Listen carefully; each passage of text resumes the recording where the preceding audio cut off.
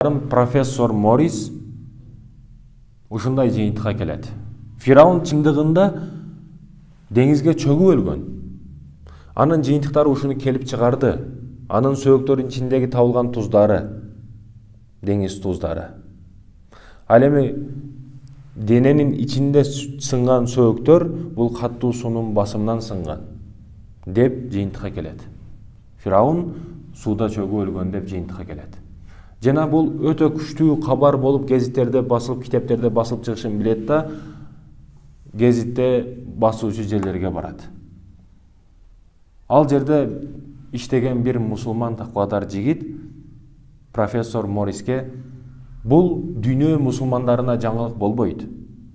Мусулман эместерге жаңылык болушу мүмкүн, бирок мусулмандарга бул жаңылык эмес. Себеби бул Куранда качан эле айтылып коюлган.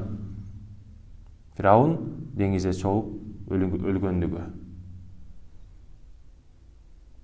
Профессор Морис ошондон кийин ойлонду.